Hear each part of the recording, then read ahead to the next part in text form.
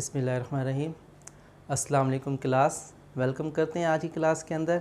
आज हम स्टार्ट करेंगे F.Sc second year chemistry chapter number 7 second part organic chemistry. Organic chemistry lecture number 1 हम organic chemistry देखेंगे और ऑर्गेनिक केमिस्ट्री का आज हम इंट्रोडक्शन देखेंगे कि ऑर्गेनिक केमिस्ट्री किस तरह हमारे पास इनिशियली स्टार्ट हुई, ऑर्गेनिक केमिस्ट्री का कॉन्सेप्ट कहाँ से आया। तो ऑर्गेनिक केमिस्ट्री को हम इंट्रोडक्शन के अंदर देखें। ऑर्गेनिक जो वर्ड ड्राइव है वो ऑर्गेनिज्म से है, ऑर्गेनिज्म से। ऑर्गेनिजम्स क्या होते हैं? Living things. लिविंग थिंग्स में क्या है हमारे पास? Animals and plants. इनिशियली जो कॉन्सेप्ट था ऑर्गेनिक केमिस्ट्री का या ऑर्गेनिक कंपाउंड का कि वो कंपाउंड जो लिविंग थिंग्स के अंदर इंक्लूडिंग एनिमल्स और प्लांट्स के अंदर जो कंपाउंड्स पाए जाते हैं उसे हम कहते हैं ऑर्गेनिक कंपाउंड्स। और इनऑर्गेनिक कंपाउंड्स क्या था? डिफ्रेंशिएट करते थे ऑर्गेनिक कंपाउंड्स और इनऑर्गेनिक, यानी कि ऑर्गेनिक कंपाउंड्स या ऑर्गेनिक केमिस्ट्री से कौन से रिलेटेड कंपाउंड थे? वो जो लिविंग थिंग्स के अंदर पाए जाते हैं, एनिमल्स और प्लांट्स के अंदर। और इसके अलावा रेस्ट ऑफ द मॉलिक्यूल्स या ऑर्गेनिक कंपाउंड्स थे, उन्हें हम क्या कहते थे? इनऑर्गेनिक कंपाउंड या inorganic chemistry obtain from a non living thing या मिनरल सोर्स से जो हमारे पास कंपाउंड्स थे वो क्या थे? Inorganic compounds. अब इन ऑर्गेनिक कंपाउंड्स के अंदर एनिमल्स और प्लांट्स के अंदर से जो भी हमारे पास कंपाउंड्स थे हम कहते थे ऑर्गेनिक कंपाउंड्स। अब सबसे पहले जो ऑर्गेनिक कंपाउंड जो हमारे पास 18th सेंचुरी के अंदर जो डिस्कवर्ड हुआ वो क्या था? साइंटिस्ट का नाम था हेनरी रेले। इसने ऑर्गेनिक कंपाउंड जो फर्स्ट ऑर्गेनिक कंपाउंड डिस्कवर किया था वो क्या था? यूरिन था। किससे? ऑर्गेनिज्म से, many organism including human being से भी। जो हमारे पास जो पहला ऑर्गेनिक कंपाउंड जो वो क्या? यूरिन था। अब ऑर्गेनिक कंपाउंड्स की जो हमारे पास था, सबसे पहले वाइटल फोर्स थ्योरी के हमारे पास कॉन्सेप्ट आता है 18th सेंचुरी के अंदर। 19th सेंचुरी के अंदर एक साइंटिस्ट थे हमारे पास, स्वीडिश साइंटिस्ट जैकब बर्जिलियस। ये कॉन्सेप्ट दिया कि ऑर्गेनिक कंपाउंड्स हमारे पास ऐसे कंपाउंड्स हैं, it was believe that organic compound that could not be manufactured और प्रिपेयर्ड इन द लेबॉर्ट्री। वो क्या था? क्यों? Because they are mysterious influence of power. वो कहते हैं कि ऐसी पावर की ज़रूरत होती है जो सिर्फ़ और सिर्फ ऑर्गेनिक कंपाउंड्स लिविंग थिंग्स के अंदर पाए जा प्रिपेयर्ड हो सकते हैं या बन सकते हैं। हम इन्हें लैब्स के अंदर प्रिपेयर नहीं कर सकते।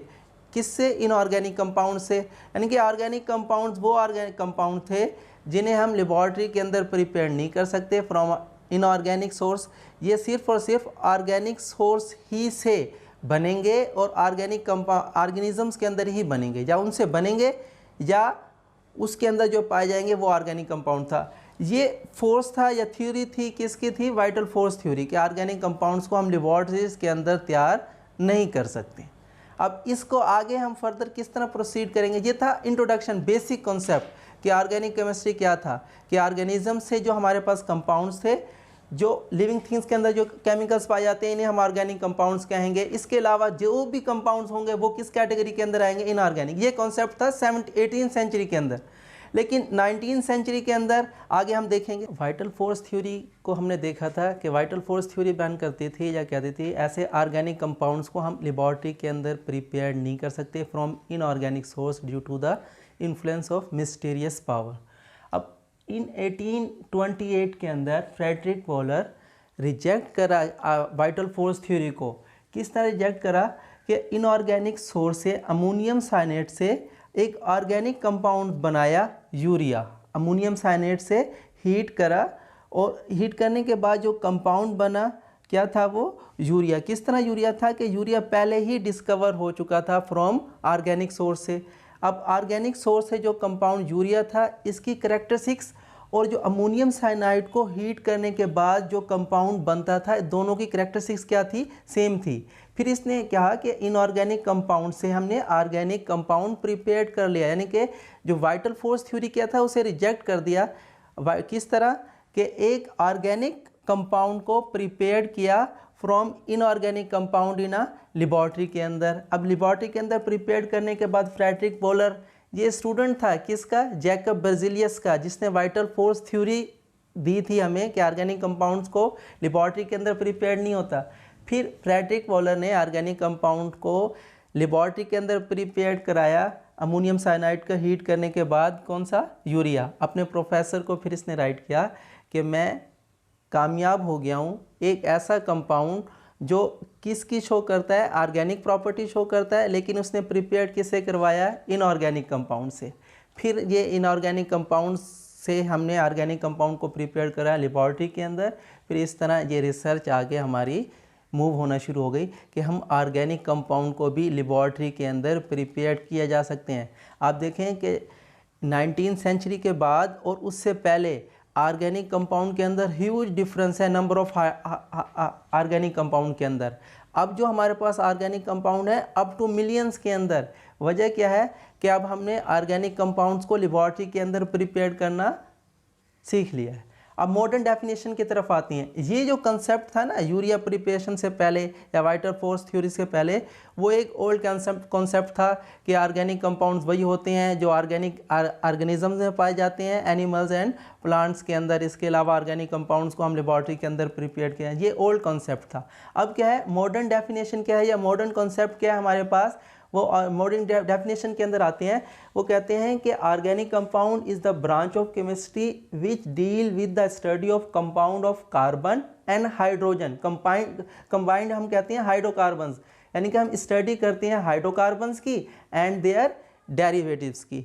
ये क्या होगा, ऑर्गेनिक केमिस्ट्री। अब डेरिवेटिव्स क्या होते हैं, ऐसे कंपाउंड जिनका सोर्स तो क्या हो, हाइड्रोकार्बन्स हो, लेकिन उसके अंदर कार्बन और हाइड्रोजन दोनों साथ मौजूद ना हो, लेकिन फिर भी हम उसे क्या कहेंगे, ऑर्गेनिक कंपाउंड। पहले तो हम कह रहे हैं, जैसे सपोज करते हैं CH4 मीथेन है हमारे पास, ये एक ऑर्गेनिक कंपाउंड है, इसके अंदर कार्बन भी है और हाइड्रोजन भी है। लेकिन कुछ कंपाउंड्स ऐसे हैं जिसके अंदर हाइड्रोजन साथ नहीं है, लेकिन वो फिर भी हमारे पास क्या है, ऑर्गेनिक कंपाउंड है। जैसे CCl4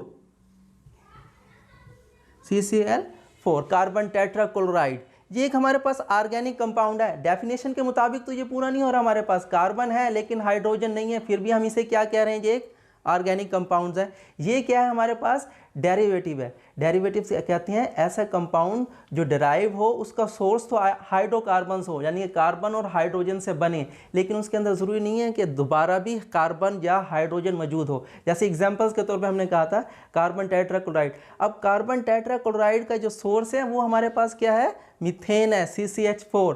इसको हम रिएक्शंस करवाएंगे, जैसे हमने कहा सब्स्टिट्यूशन रिएक्शन होता है CH4 का या Cl क्लोरीन के साथ, फिर हमारे पास कार्बन मोनोक्लोराइड बनता है, उसके बाद हमारे पास CH4 Cl3 बनता है, फिर CH4 बनता है। इसी तरह कार्बन टेट्राक्लोराइड है, ये एक हमारे पास क्या है, डेरिवेटिव्स है। अब कुछ कंपाउंड्स हमारे पास होते हैं कि जहाँ पर तो हमने डिस्कस करा कि सिर्फ कार्बन भी है और क्लोरीन है, यानी कि हाइड्रोजन नहीं है, तो इन्हें हम हाइड्रोकार्बन्स कहते हैं।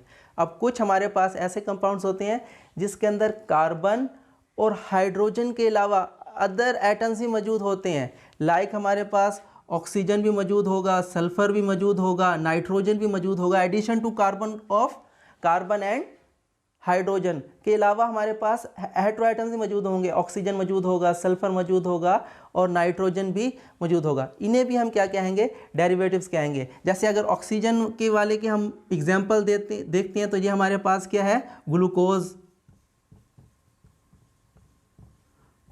है, फ्रुक्टोज है।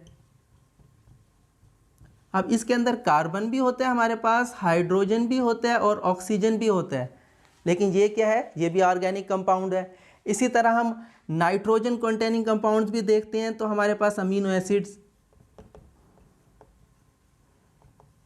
अब अमीनो एसिड्स के अंदर कार्बन भी होगा, हाइड्रोजन भी होंगे और क्या होगा, नाइट्रोजन भी होगा।